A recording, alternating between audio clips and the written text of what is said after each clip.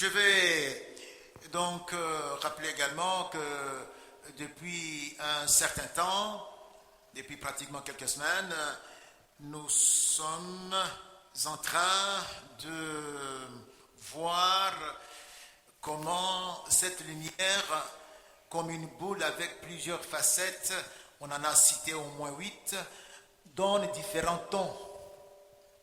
Différents tons. Oui, les 8 tons que nous avons, bien sûr, reconnus dans les 8 béatitudes, que nous avons reconnus comme étant les différentes manières de briller. De briller. Vous voudrez bien vous tenir debout, bien-aimés frères et sœurs. On va lire 2 textes.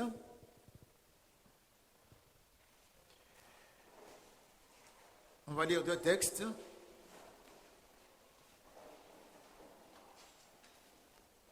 Le premier, c'est dans Matthieu chapitre 5, versets 14 et 15. Matthieu 5, 14 et 15. Assemblée, est-ce que vous me recevez bien?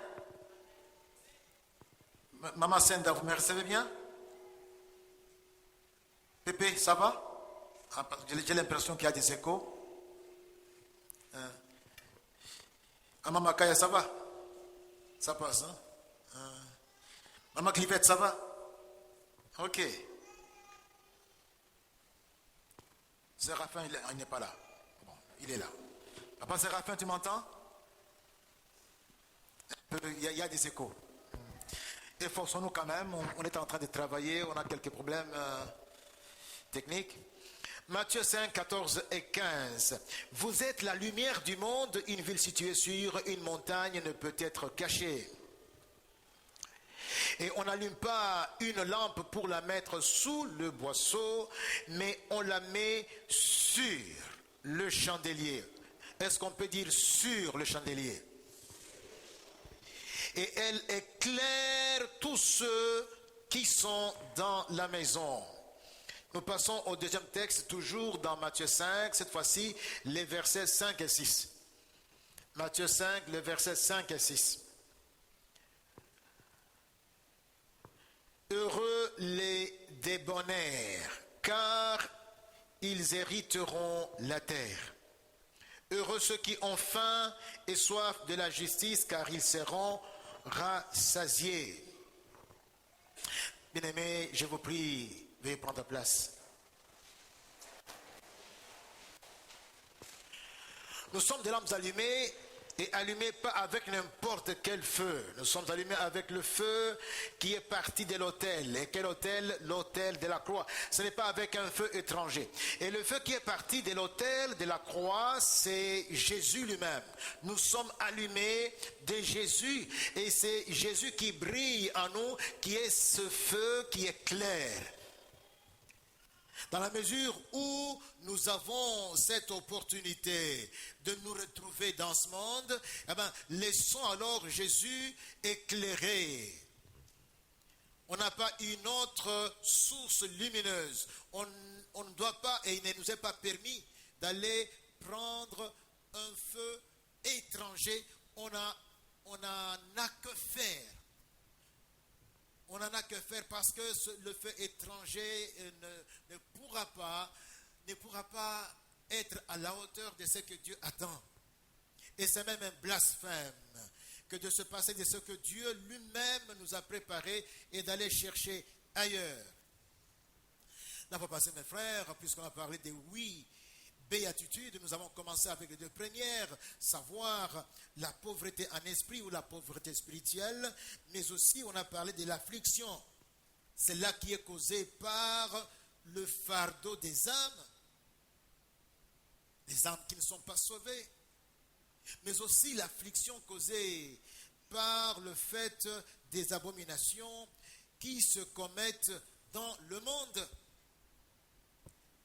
À cause de ce que nous sommes unis à Dieu, nous commençons à voir ce monde comme Dieu le voit. Nous avons les sentiments qui animent Dieu, qui aussi nous animent à l'égard de ce que ce monde nous impose. Il y a encore d'autres tons, d'autres façons de briller. Et l'autre fois, je vous demandais de regarder cette boule qui est comme une boule de cristal qui a plusieurs facettes. Alors, représentez-vous au moins 8 facettes et chaque facette ayant un ton de lumière différent mais toujours aussi belles les unes que les autres. Aussi resplendissantes. Je disais qu'on a parlé de la pauvreté spirituelle ainsi que de l'affliction. Aujourd'hui, il sera question de la douceur et de la soif ainsi que de la faim de la justice. 2 façons de briller, la douceur, ensuite la soif et la faim de la justice. Briller par la douceur, briller par le désir intense de la justice, briller, éclairer, marquer, impacter le monde, impacter nos semblables, impacter notre couple, impacter notre famille, impacter mes frères, nos voisins avec lesquels nous vivons, là où nous habitons, impacter mes frères, nos collègues, là où nous étudions, là où nous travaillons, impacter nos supérieurs, nos subalternes, impacter l'église où nous servons Dieu, impacter la société où Dieu nous a placés. Avec quoi? L'impacter avec la douceur, l'impacter avec la recherche intense, le désir perpétuel, permanent de la justice. Et dans toutes les circonstances, même si cela joue contre nous, même si c'est au détriment de nos intérêts, courir après la douceur, vivre la douceur et la recherche en permanence de la justice. Parlons de la douceur, mes frères. Heureux les débonnaires, c'est-à-dire heureux les doux, heureux les humbles, car ils savent, c'est ensemble que ça se présente. On ne peut pas être doux sans être humble et vice-versa. Heureux les doux. La douceur, c'est un ton de luminosité venant de Jésus, qui est la source, qui est la lumière. Un ton de luminosité, la douceur. La douceur, mes frères, ainsi comme nous l'avons vu, ou la débonnaire, la douceur ou la débonnaire. C'est l'amalgame de la bonté, de la gentillesse et de la bienveillance, conjuguée à la tolérance et à la patience, dans un climat, de confiance totale en Dieu. Je reviens sur ce que je dis. La douceur ou la débonnaire, c'est cet amalgame, cet ensemble de la bonté jumelée à la gentillesse, rattachée à la bienveillance, et le tout conjugué à la tolérance et à la patience dans un climat de confiance totale en Dieu. Et réputé doux, et réputé douce. La personne qui est conciliante, facile à vivre, indulgente, tolérante. Les doux, mes frères, mes sœurs, les doux, les douces, supportent.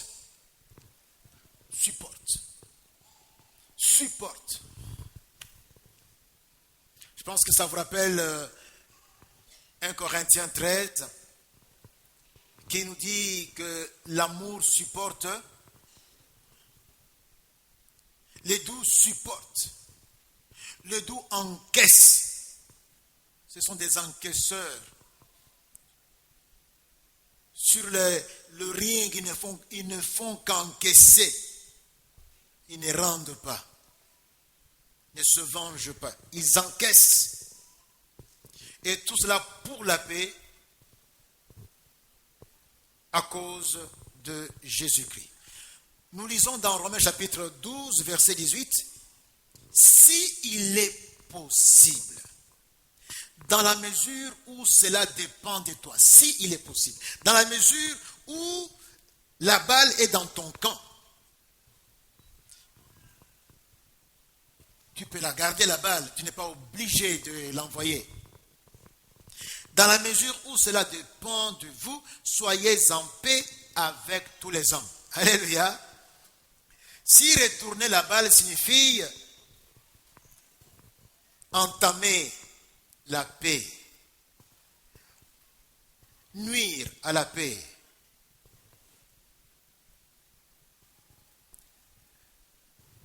perturber la paix, alors garde la balle. Toi, on te l'a lancée, toi, tu la gardes. Tu la gardes. Dans la mesure où cela dépend de vous, s'il est possible, soyez en paix avec tous les hommes. Le monde, mes frères et mes sœurs, a grandement besoin de ce ton de luminosité dont nous parlons, qu'est la douceur, et cela dans toutes les générations. Jésus nous en parle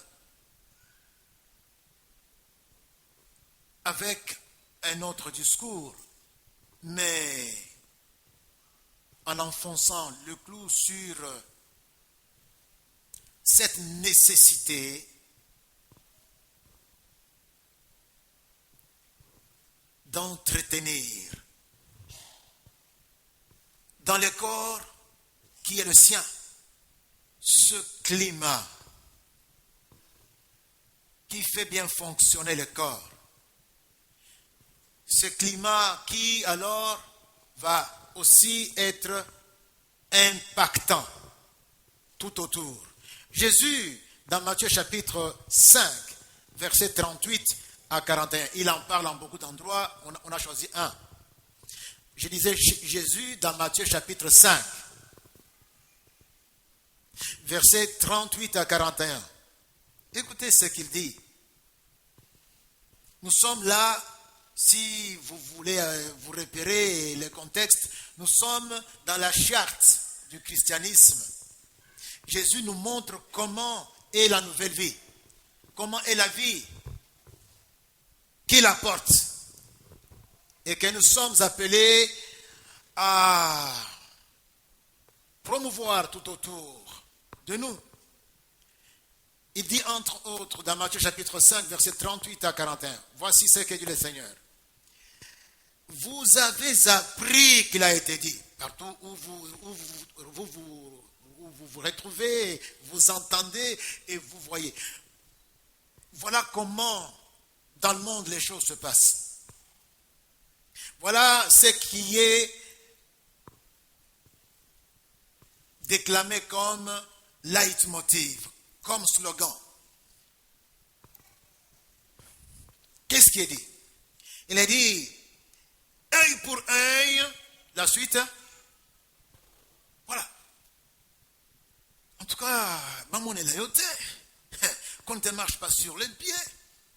Et c'est ce qu'on entend. Une maman qui voit son fils revenir pleurant, qu'est-ce qu'il y a? On t'a battu. Quoi ça, on t'a battu? Mais toi aussi, il faut rendre, non? Et puisque l'enfant n'a pas rendu, maman tient maintenant l'enfant et va avec lui pour aller rendre aussi à l'enfant, à l'autre.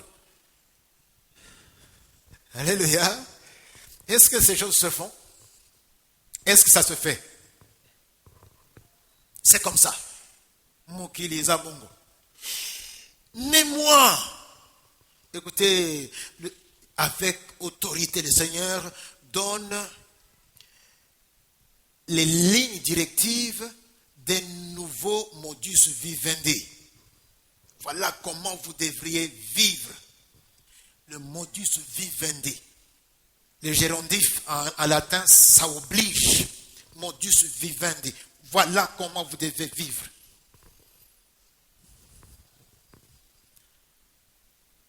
Moi, je vous dis, moi Jésus, je vous dis de ne pas résister aux méchants. Ça veut dire quoi? De subir.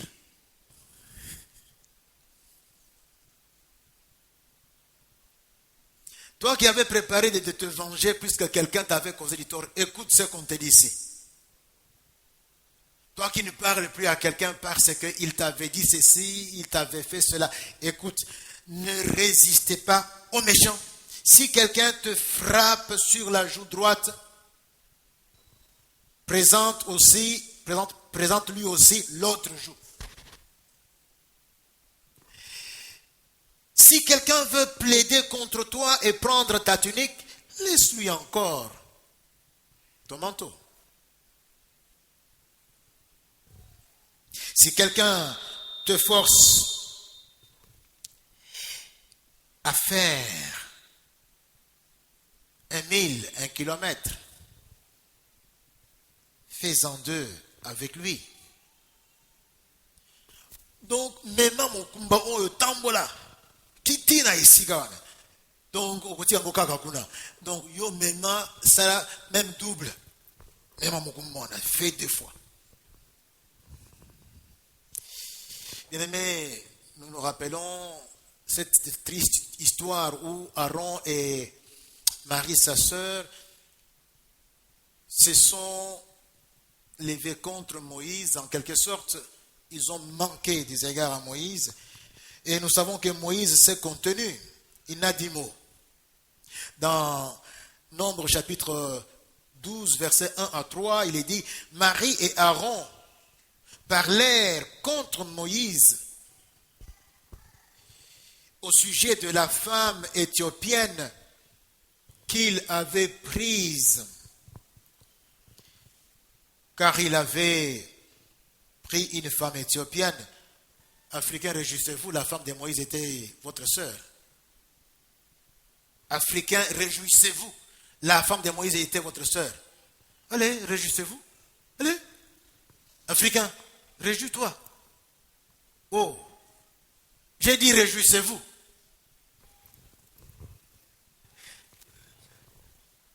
Donc, vous êtes les séméki de Moïse. Bah oui, ça se fait, non? Moïse n'est pas n'importe qui. Alors, son frère et sa sœur l'ont boudé. En tout cas, il m'a dit le noté. Comment tu es parti là? Alors, ils dirent, est-ce seulement par Moïse que l'Éternel parle? N'est-ce pas aussi par nous qu'il parle? Et l'Éternel l'entendit. Or, Moïse, écoutez ce qu'il dit, or Moïse était un homme fort patient. Ça marche avec la douceur. Tu ne peux pas être doux sans la patience. Moïse était un homme fort patient, plus qu'aucun homme sur la face de la terre.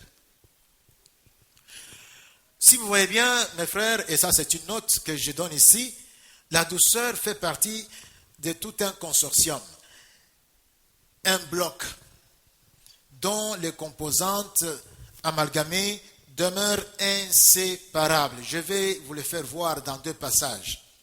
C'est dans l'épître de Paul aux Colossiens au chapitre 3, versets 12 et 13. Colossiens 3, 12 et 13. Colossiens 3, 12 et 13. Il est écrit ceci, ainsi donc comme des élus de Dieu, c'est à eux que Paul parle, saints et bien-aimés, revêtez-vous d'entrailles, de miséricorde, de bonté, d'humilité, de douceur, de patience. C'est un bloc. Miséricorde, bonté, humilité, douceur, patience. Ça ne se détache pas, on ne sépare pas. On ne peut pas voir l'une sans l'autre, l'une sans les autres. Supportez-vous les uns les autres, et si l'un a sujet à se plaindre de l'autre, ce qui arrive quand les hommes sont ensemble. Pardonnez-vous. Donc,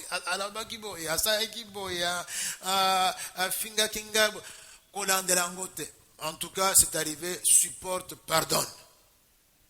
Pardonnez-vous réciproquement. Est-ce qu'on dit amen à ça? Dans cette salle, il y a des gens qui s'en veulent les uns les autres. Alors on vous dit, pardonnez-vous. Dans cette salle, il y a des gens qui en veulent à d'autres qui sont en dehors de la salle. Qu'est-ce que le Saint-Esprit vous dit? Pardonnez. Si quelqu'un est d'accord avec le Saint-Esprit, qu'il montre la main. Moi, le premier. Pardonnez-vous. De même que Christ vous a pardonné, pardonnez-vous aussi. Je passe directement à l'autre texte, Éphésiens 4. Éphésiens 4, 1 à 3. Vous verrez que c'est la même chose. Je vous exhorte donc, moi le prisonnier dans le Seigneur, à marcher d'une manière digne de la vocation qui vous a été adressée. Comment cela? Quelle est cette manière digne qui doit caractériser ceux qui sont serviteurs de Yahweh? En toute humilité et douceur, avec patience, vous supportant les uns les autres avec charité, vous efforçant de conserver l'unité de l'esprit par le lien de la paix. Vous voyez bien, tout ça est cité ensemble. Ensemble. Et ça doit caractériser les élus du Seigneur qui doivent marcher d'une façon digne de la vocation qui leur est adressée et qui doivent impacter autour d'eux avec quoi? Humilité et douceur, patience, se supportant les uns les autres, avec charité, s'efforçant de conserver l'unité de l'esprit par le lien de la paix. Il y en a qui peuvent être dans une même église mais qui s'évitent. Il y en a qui sont dans une même église mais qui ne se supportent pas. Il y en a qui sont dans une même église mais qui n'ont qu'un sourire de façade. On dit qu'il n'en soit pas ainsi. Nous devons travailler pour la paix en nous efforçant d'être un, en nous supportant et en nous pardonnant mutuellement dans la patience, dans l'humilité. Mes amis, je voudrais vous dire que Paul n'est pas un théoricien, un discoureur qui ne voit que ceux à qui il parle. Paul s'applique même ce qu'il est en train de nous dire ici. Je vais vous donner un cas. Si vous lisez le livre des Actes au chapitre 15, versets 36 à 41, il y a là un drame. Un drame au début des missions, au début de l'œuvre de Dieu dans la vie des hommes que le Saint-Esprit lui-même s'était choisi en disant « Mettez-moi à part qui? Paul et Barnabé. Pour l'œuvre que je leur ai confiée. » Et ces mis ensemble sont partis travailler. Évidemment, Barnabé a pris avec lui son petit neveu ou son petit cousin, il faudrait vérifier. Ils sont allés. Ce neveu, Marc, lâche l'équipe à cause de quoi? À cause de kermesse, à cause de je ne sais trop quoi, à cause d'un concert qu'il a trouvé quelque part. Là, non, moi je vais rester ici pour le business. Il a laissé l'équipe et est parti. Paul était en tout cas était renversé, il était dans tous les états. Et voilà qu'il retourne de ce voyage, ils font rapport à l'église d'Antioche. Le moment vient pour le second voyage. Paul et Barnabas doivent repartir. Et qui est-ce que Barnabas amène? Jean-Marc. Marco, tu es là? Non, non. Jean-Marc. Paul dit, tout sauf ça.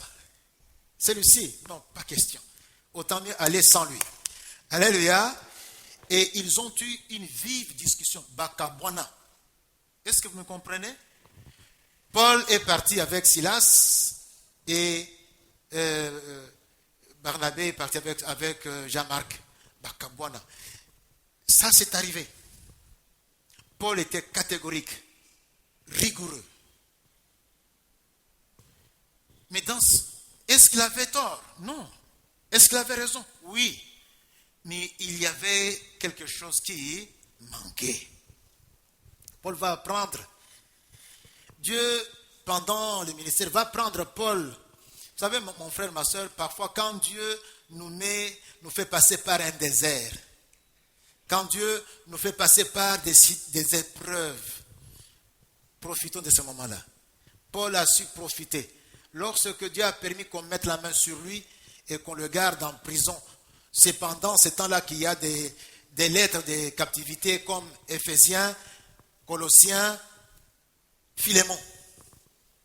Ce sont des lettres de captivité que Paul a écrites quand il était en prison. Et pendant ce temps, Paul apprenait à écouter le Saint-Esprit. Demandez-moi comment tu sais ça. Non, je ne suis pas magicien. C'est tout simplement en regardant les écrits de Paul. Cet événement a eu lieu au début du ministère de Paul, dans Actes 15. Vers le crépuscule de son ministère, nous retrouvons des traces d'un Paul déjà assagi, un Paul brisé, un Paul qui a eu beaucoup de leçons, qui a appris aussi à mettre aux côtés de la justice intransigeante d'autres éléments qui sont ici énumérés. Nous voyons dans la deuxième épître que Paul écrit à Timothée, au chapitre 4, verset 11, Paul dit ceci: prends Marc. En lingala on dit Zoa Marc Yanae et amène-le avec toi, car il m'est utile pour le ministère. Alléluia. Alléluia. Donc, molimo ateya Paul et puis Paul atiki molimo ateya maki. Paul s'est laissé instruire par le Saint-Esprit. Combien de fois nous avons eu des secondes chances avec le Seigneur? Est-ce qu'on peut parler de secondes ou bien de énième chance? Combien de fois sommes-nous revenus au Seigneur? Tu gaffes, tu reviens dans tes bras, le Seigneur t'accueille. Tu gaffes encore, tu reviens, tu regaffes et regaffes. Alléluia. Paul avait eu la leçon. Mon frère, ma soeur, même la personne que vous avez connue avec tel défaut ou tel autre défaut, il faut toujours espérer. L'amour espère tout. Alléluia. Espérer que Dieu est capable de le transformer, de la transformer, de le changer, de la changer. Pourquoi? Mais parce que tu pries pour elle, tu intercèdes pour elle, tu jeûnes pour elle. Alléluia. Si tu crois à ta prière, alors, si ta prière est sincère, Dieu va agir dans sa vie, oui ou non? C'est pourquoi l'amour espère tout, croit tout, supporte tout. L'amour excuse tout. Et Paul, ici, on voit déjà qu'il avait déjà réintégré. Et je me dis que Asia Kentaki Kosenga Bolimbi ici n'est pas Barnabas. Puisque Barnabas n'est pas n'importe qui dans la vie de Paul. Barnabas est l'instrument dont Dieu s'est servi pour faire accepter Paul, le méchant, le terrible, le faire accepter dans la communauté des saints.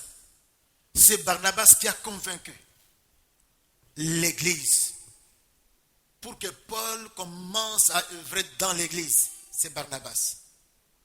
Sûrement qu'il est revenu à Singapour ici, et puis en dimanche, comme ça, il a Marc, et Marc a retrouvé la possibilité de servir encore Dieu, puisque Paul dit, il m'est utile pour le ministère. Alléluia. La douceur nous permet d'encaisser. J'avais un professeur quand j'étais, je pense, au Gradiwa, un professeur, un Belge, à l'Elambo. Il y a eu une situation, et je ne sais pas, une parole dure est sortie de moi. Et j'ai vu le professeur a fait ça. Il n'a pas parlé. Tout d'un coup, j'ai vu que j'avais mal parlé. Mais je suis sorti. Fais ça, je suis sorti. Son bureau. Ce n'est que quand j'ai fini, Nasina Komawa, le Saint-Esprit m'a suivi, m'a montré cette scène-là. J'ai écrit pour demander pardon à mon professeur. Alléluia. Demander pardon. Mais il était notre directeur des études. Il m'a laissé poursuivre Nassilissa. Et même, j'étais celui qui avait été désigné par lui pour faire le discours des étudiants à la fin. Donc, à Melakiango. Et ça m'avait, quand le Saint-Esprit m'a ouvert les yeux, je me dis, mais heureusement, il pouvait aussi se dire, mais il importune l'autorité académique. C'est une raison. Si c'est présenté au conseil, eh bien, on te renvoie. Et surtout, toi qui es futur serviteur de Dieu. Mes amis, ça voudrait dire quoi? À moi aussi, lorsque quelqu'un fera quelque chose qui, contre ma personne, je dois également supporter, patienter, puisque ce que je suis aujourd'hui, quelqu'un qui est à mesure de demander pardon à quelqu'un qui est resté en Belgique écrire, Monsieur Alain Lambeau, etc. Vous vous souvenez, je suis votre étudiant, tout ça, etc. L'autre jour, dans le bureau, voici ce que j'avais dit. Cela, il avait été doux à mon égard. Mes frères, j'avais donné ici deux remarques relatives à la douceur. La première, la voici. La douceur n'est point une faiblesse, comme Satan se plaît à la présenter. Ce n'est point une faiblesse, c'est une force intérieure liée à la maîtrise de soi.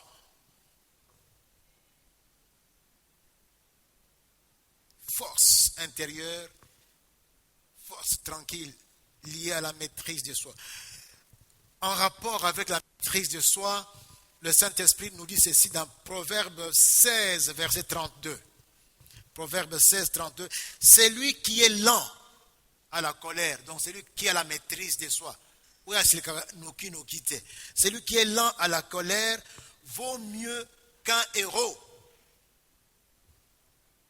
Et c'est lui qui est maître de lui-même, qui sait se maîtriser, que celui qui prend des villes.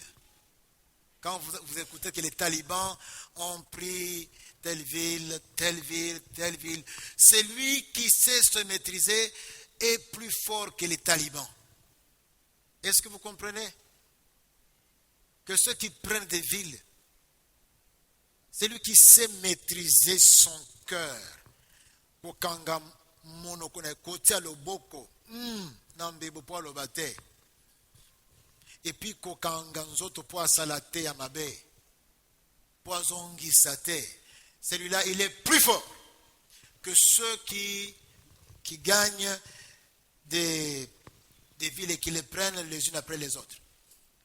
Écoutez, mes frères, ce que j'ai lu concernant Luther. Luther Martin disait, le monde emploie la force pour posséder la terre.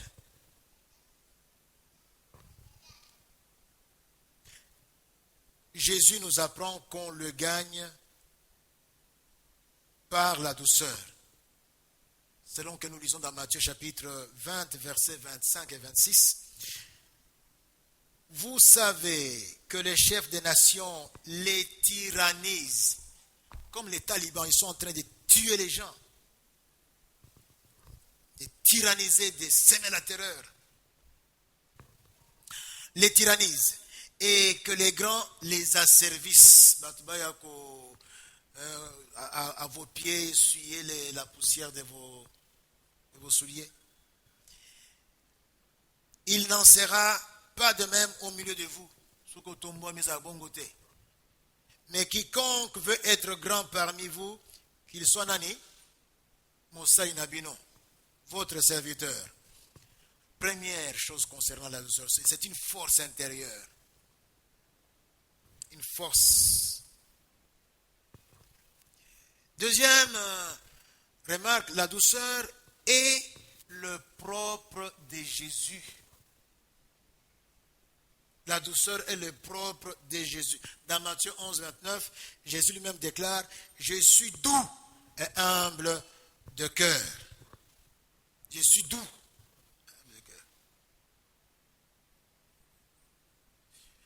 Je vais aller rapidement pour parler de la faim et de la soif de la justice comme une autre facette qui donne un autre ton de lumière, un autre ton de Jésus, de ce feu qui est en nous. Mon frère, ma soeur, la faim et la soif de la justice, il s'agit de quoi? Du désir intense, profond, de voir s'accomplir quoi? La volonté de Dieu. C'est ce qui est juste, c'est ce qui est parfait. Ce désir partout où tu es, là où on élit le président de la République, là où on doit voir où on est en train de légiférer, là, donc ton désir c'est que la volonté de Dieu, ce n'est pas seulement mon candidat, ce n'est pas seulement celui que je soutiens, non, que la volonté, c'est vrai que moi j'aurais voulu que ce soit celui-ci, mais Seigneur, au-delà de ce que je veux, c'est ta volonté. Et d'ailleurs, puisque tu m'as révélé que c'est tel et non celui que je soutiens, je vais d'ailleurs voter pour tel parce que je veux que ta volonté se fasse. Alléluia. Alléluia. Matthieu 6, 33. Jésus dit, cherchez premièrement la priorisation. Premièrement, le royaume et la justice de Dieu. Et toutes ces choses vous seront données par-dessus. C'est une recommandation claire que le Seigneur nous donne. Donc, cherchez premièrement cela. C'est ce qui est juste, le royaume et la justice de Dieu. Premièrement, dans votre vie, recherchez cela. Quand vous parlez, quand vous planifiez, même quand vous devez vous habiller, je parle aux jeunes filles comme aux jeunes gens. Quand vous devez choisir une option pour les études, quand vous devez chercher à faire un business, quand vous devez chercher des associés pour l'affaire que vous devez, chercher d'abord le royaume de Dieu et sa justice. Emboîté au pas par Paul, ce dernier nous dit ceci au chapitre 12, Romains 12, verset 2. Paul parle également de la priorisation. Il dit, ne vous conformez pas, Romains 12, 2, Paul emboîte le pas au Seigneur, ne vous conformez pas au siècle présent. Non, ne mettez pas le siècle présent devant, le monde. Non. Le monde et tout ce qu'il est. Ne lui donnez pas la préséance au monde. Ne vous conformez pas au siècle présent, mais soyez transformés par le renouvellement de l'intelligence, afin que vous discerniez quelle est la volonté de Dieu. Quelqu'un dit la volonté de Dieu. Afin que vous discerniez. Parce que si vous mettez le monde devant, si vous donnez la préséance au monde, vous n'aurez pas le discernement. Ça sera flou. Ça sera flou. Ne laissez pas votre moi vous guider. Non. Même si vous voulez vous marier, ce n'est pas celle qui te plaît celle qui a donc les critères que tu t'es fixés, ou celui qui réunit. Non, ce n'est pas toi. Laisse Dieu te précéder. Alléluia. Alléluia. Tout en lui disant, Seigneur, mais quand même, je vois que elle me plaît, mais entre nous, soit dit, c'est toi qui connais la meilleure. Est-ce que je parle à quelqu'un? Célibataire, oyez. Célibataire, oyez. Alors, afin que vous discerniez quelle est la volonté de Dieu, ce qui est bon, agréable et parfait. Autrement dit, une fois la volonté de Dieu connue, eh bien, attelez-vous à la vivre. C'est tout. Suivez-la. Cela est juste. Et c'est cela que vous devez chercher en toute priorité. C'est cela qui est juste. Et tu seras évalué par rapport à ce qui est juste. Autrement dit, ce qui traduit la volonté de Dieu sur la terre. La justice, mes frères, fait partie de ces biens spirituels qui font cruellement défaut dans notre société, qui font cruellement défaut à l'homme. Mais ce sont les biens dont le monde a profondément besoin. Tout le monde attend les méchants comme les bons, attend et aspire à ce qui est juste pour lui. Mais très souvent, quand il en a la latitude, l'homme tire le drap de son côté et abuse de son avantage au détriment de l'autre. Qu'est-ce qui arrive avec, par exemple, le faux et usage en faux en écriture? Oui, tu as la possibilité d'avoir un avantage, mais au détriment de la société où tu travailles. Tu reçois l'argent indûment. Tu mets 50 000 alors que le produit a coûté 10 000. Tu viens avec les fausses factures alors que tu n'as jamais été malade. Tu présentes là où tu travailles et tu as l'argent. Donc tu es en train de voler toute la société, tous les collègues. Le faux en écriture et usage de faux. Qu'est-ce qu'il y a avec les mesures trafiquées? Sakombi moko olambi yango na mai ya moto ekomi ekonda misaka kasakombi. C'est une mesure mais elle est trafiquée. Donc toi tu tires l'avantage au Thémates et tu as plus d'argent que ce que tu n'aurais dû gagner. Ça arrive. Qu'est-ce qu'il y a encore? Les déplacements des bornes limitant la parcelle. Oye kuna bon au tie le pango moningana no été au côté dans le pango na au tie ba borne batongi le pango moyen moningalo za susute. Ou bien au tindiki le pango na balaba ya l'état na isika oyo esengeleki. Et puisque tu es un homme puissant et puisqu'il n'y a personne qui contrôle, comme il y a les désordres dans le pays, le pango na que monene au détriment il y a public. Ce n'est pas juste, mais tu as tiré profit. Tu as eu un espace grand au détriment de tel, ou même du public. Le silence complice devant certaines injustices. Aux Awana, on décide, et ce qu'on décide, c'est quand même, tu dis, tu es là, c'est là où on décide. On dit, Bango Bakozwa autant, Oyo Bakozwa $50. Et puis, vous signez. Moto moninga azwa $50. Ako somba na ngo nini ako est-ce que il sera en mesure même de payer le transport pour être à Moussala et pourquoi vous signez des pareils documents? Mais vous avez des centaines de milliers d'eux. Alléluia. Alléluia. Nous, c'est un silence complice. Là où on a légiféré, là où on a décidé, là même où l'exécutif a donné l'aval. Non, il y a un silence complice. On va répondre devant Dieu.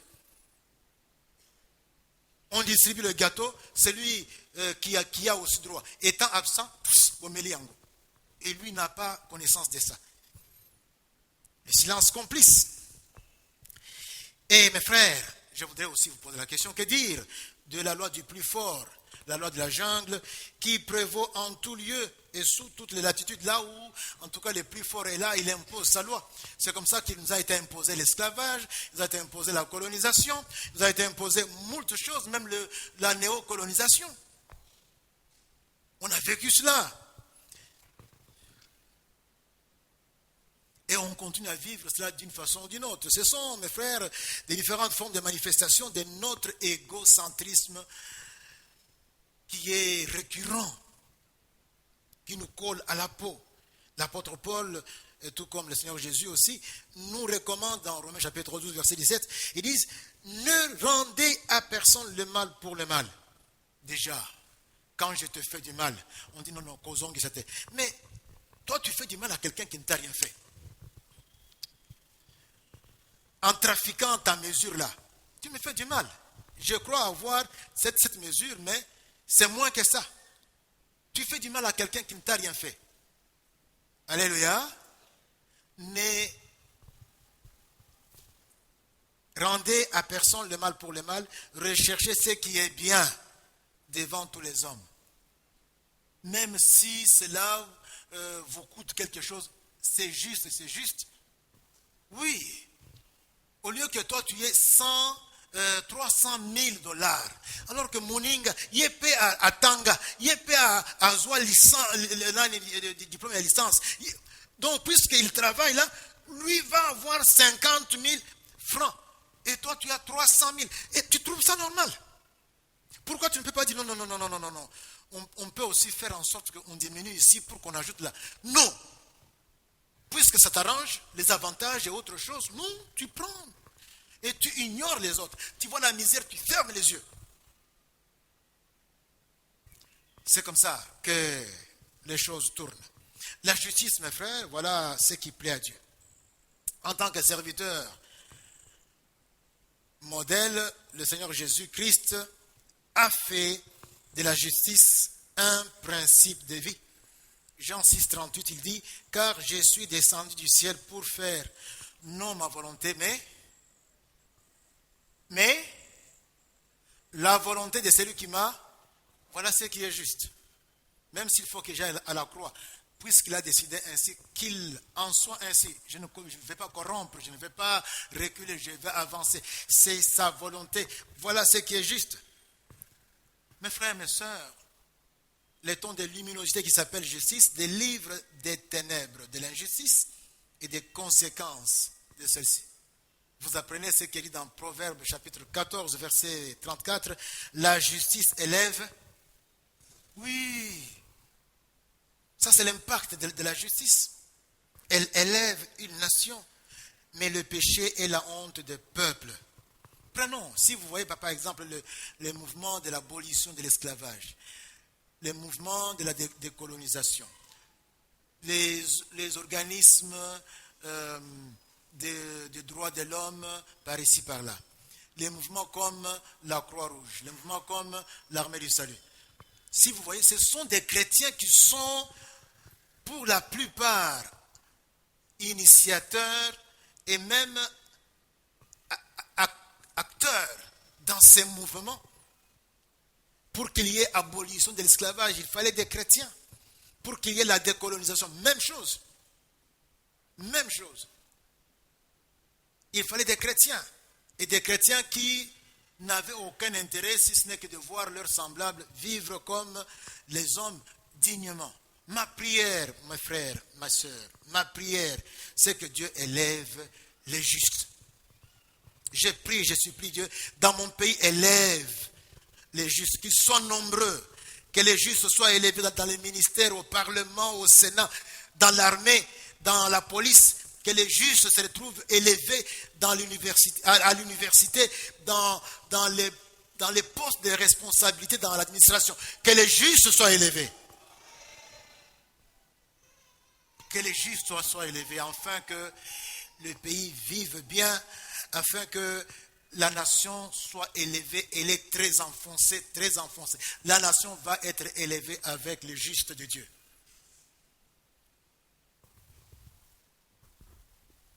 Qu'est-ce qui est juste? Qu'est-ce que Dieu attend de toi et de moi?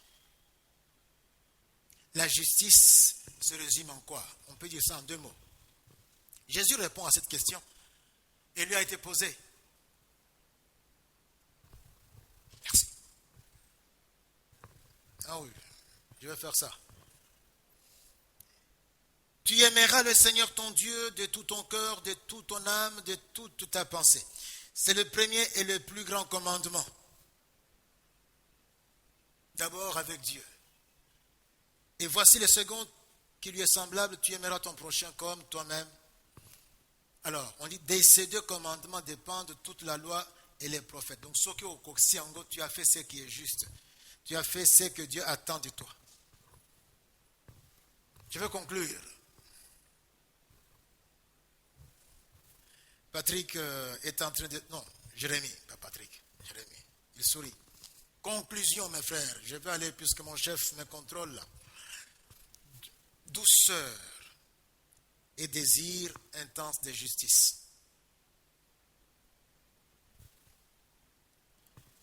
Ce sont deux tons de lumière dont nos couples ont besoin. Mon épouse a besoin de ces tons de lumière. De la douceur, de la justice, à la gestion du couple. Mon épouse en a besoin. Mais voir juste dans tout ce que Dieu nous a donné, dans la façon dont je la traite, dans la façon dont je me conduis à son égard, il faut qu'il y ait la douceur. Pourquoi? Parce que c'est un être humain. Elle sera comme Jean-Marc dans des erreurs. Et il faudrait que je supporte, il faudrait que je croie, il faudrait que j'espère. Il faudrait. Mon mari, même chose. Il y a des époux, bakangela nakakanda. Il ne dit pas, mais akangela moninga kanda.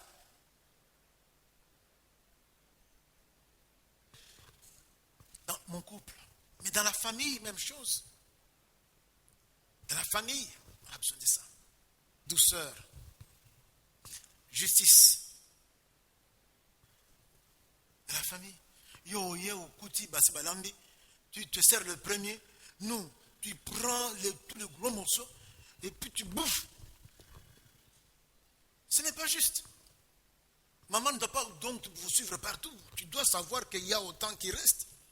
Un jour, on était parti, on était invité par la Ligue pour la lecture de la Bible à l'hôtel qui est au fleuve là, pour le lancement du lecteur. Alors, quand on a servi maintenant, donc c'est le self-service. On rencontre Tata Moko, attendez-y. Et maintenant, quand on s'est tourné là, pour le voir, comment ça cacher. Non mais c'est... Quand il s'appelle Baningago,